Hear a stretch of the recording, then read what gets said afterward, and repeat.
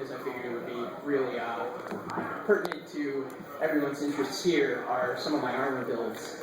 This right here is a helmet that I made for a humanized form of a Pokemon, actually. This is Gyarados. This is all floor mats. Everything that I'm showing today is made out of EVA foam, which are green, high-impact floor mats. Pretty cheap, so it's really really nice for people who don't want to spend, hundreds of dollars resin casting everything. I do that too, but if I can get away with it, I'll use EVA foam. Some of my favorite tools to use with them. All-time favorite tool, rotary tool. Dremel with a cylinder bit. With a Dremel, a heat gun, and a soldering iron, you can make this. That's all it takes. Of course, and it takes a lot of playing with it because I've gone through so many scrap pieces. Basically, since it's only $10 for 4 2x2 sheets, buy a pack of them, buy the tools and materials, and just start playing with it.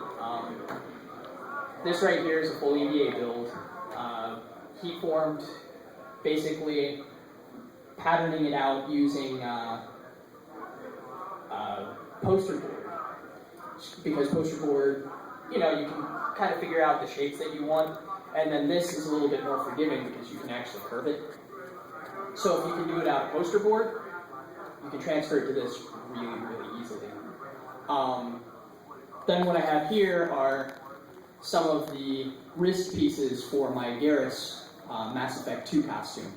This is also EVA foam, but the reason why I want to show these is I used a little bit of a different technique to seal it.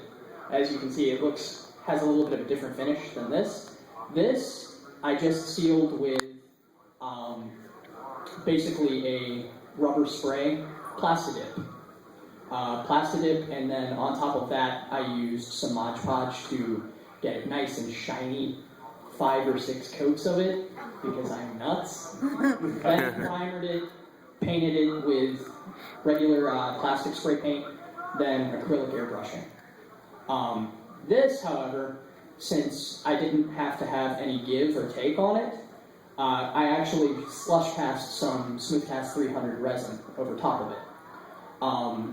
One of the things about EVA foam is if you try and use an epoxy resin, it's not going to cure. Bondo will not cure on it. You'll just end up with a sticky piece of foam that you have to throw away. It won't eat it. No one likes that. It won't eat it, but it will be sticky.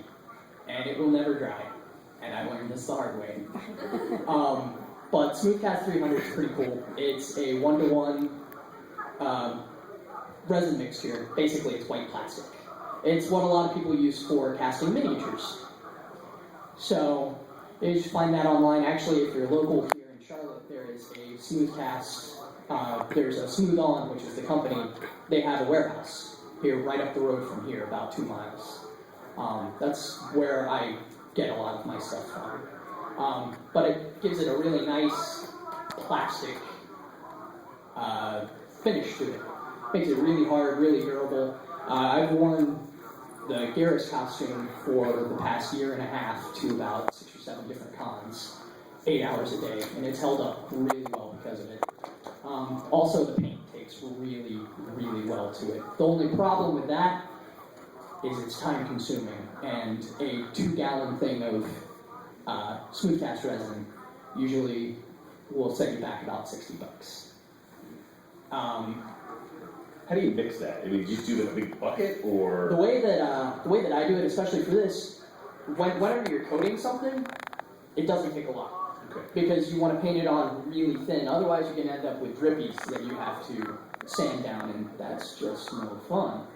So, what I do is I have the clear plastic Dixie cups, and I just mark on each one. Since it's 1-to-1, mark the same place on each, pour them both in one, mix it up, just buy those, a lot of people like to use the sponge brushes, but I find that even more expensive than what I need. I use Q-tips, because Q-tips work really well, and you can buy them in, 500-600 packs for a couple bucks.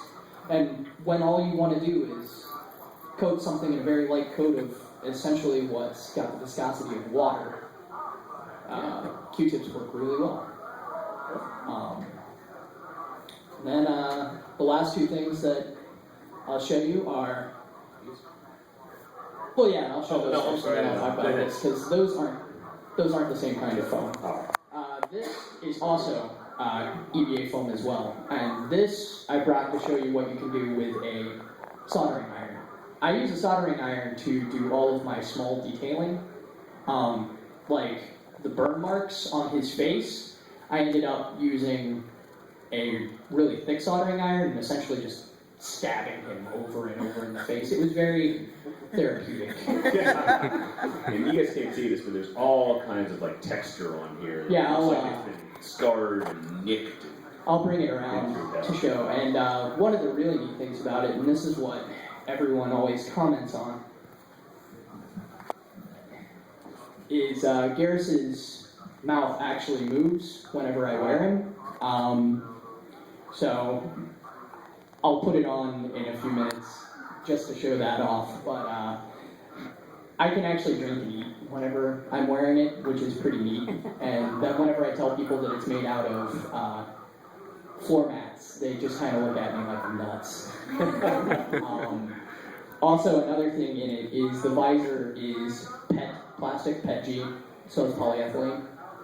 I just bought a clear sheet of it off of Amazon, cut it down with a saw blade, and heat formed it with my heat gun.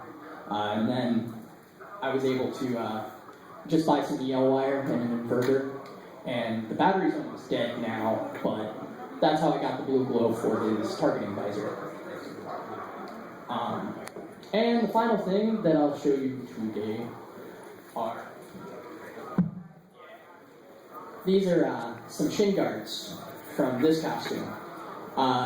These are actually nothing more than foamies. Foamies?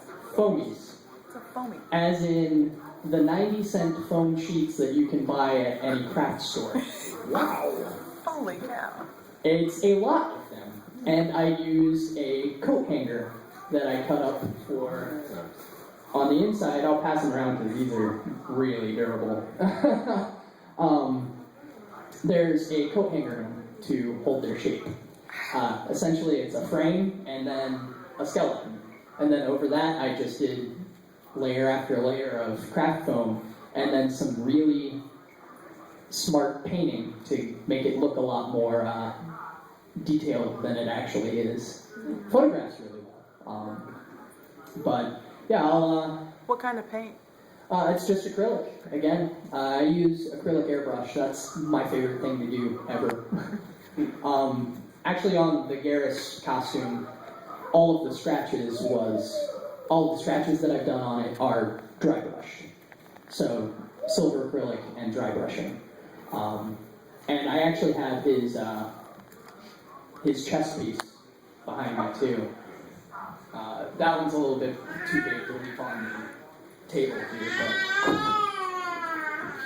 but...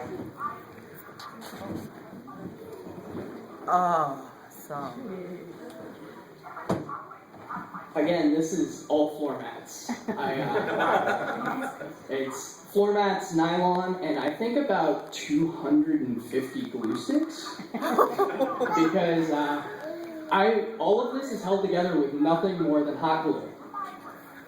The problem with that being, I will say, I'm a really cheap, frugal cosplayer, but if you use hot glue, use a lot, because otherwise, if you go to a con like Dragon Con in Georgia at the end of August, your costume's going to melt.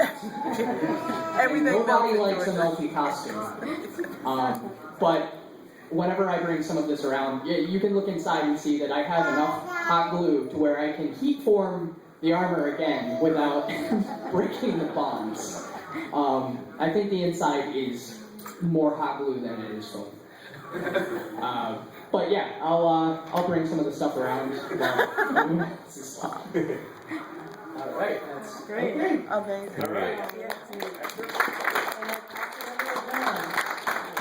There's a different technique, I think, on this side. Thanks. This is actually my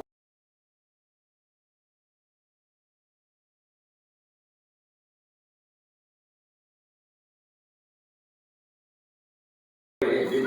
I've had a lot of practice working with leather, two-piece rivets.